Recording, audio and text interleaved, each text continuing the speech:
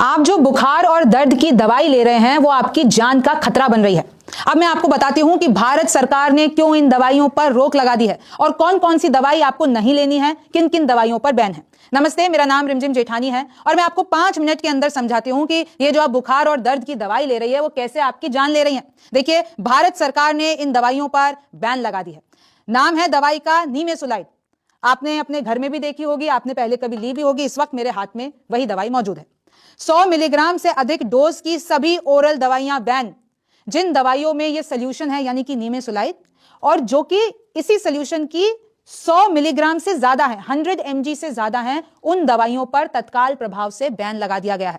दवाओं की मैन्युफैक्चरिंग और बिक्री पर तत्काल रोक लगा दी गई है क्योंकि यह आपके लिए खतरा है। ये दवाई अगर आप 100 mg से ज्यादा लेते हैं तो दवाइयां पहले से जो बाजार में मौजूद हैं उन्हें हटाना होगा। अगर आपके घर में पड़ी है तो आपको फेंक देना होगा।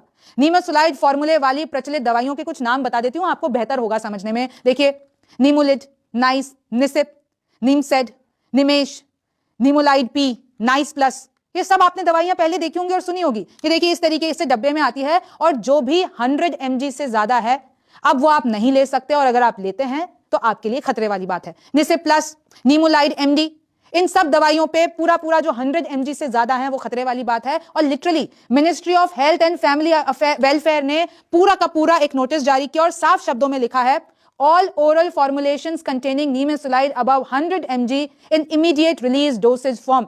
यानी आप 100 mg से ज्यादा नीमेसुलाइड नहीं लेंगे। यह सरकार का नोटिफिकेशन है। 29 दिसंबर को यह जारी किया गया है, तुरंत प्रभाव से रोक लगा दी गई। अब आपके मन में सवाल आएगा कि भाई अचानक क्यों रोक लगाई गई, ऐसा क्या पता चल गया, सरकार ने बैन क्यों लगाया है? तो स्वास्थ्य मंत्रालय ने एक नोटिस जारी किया और कहा है कि नीमेसुलाइड एक नॉन स्टेरॉइडिकल एंटी इंफ्लेमेटरी दवा है।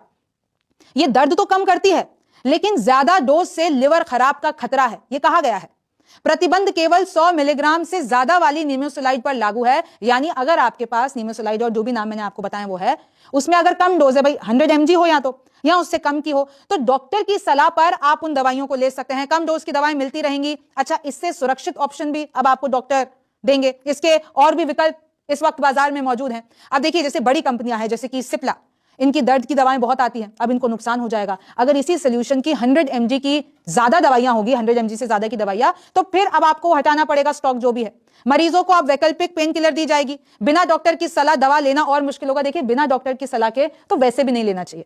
आप कोई भी दवा, आपको नॉर्मल बुखार हो गया, दर्द हो गया, तुरंत आपको कुछ दवाइयां पता है और आप ले लेते हैं, लेकिन कभी भी ये नहीं करना चाहिए। लेकिन अब तो लेना और भी मुश्किल है। ज्यादा से ज्यादा डॉक्टर देखिए अब और भी, वैसे तो हर मरीज के हिसाब से डॉक्टर अलग दवा देता है, लेकिन जैसे कि कुछ दवाइयां हैं जो कॉमन रहती हैं, जैसे कि पैरासिटामोल,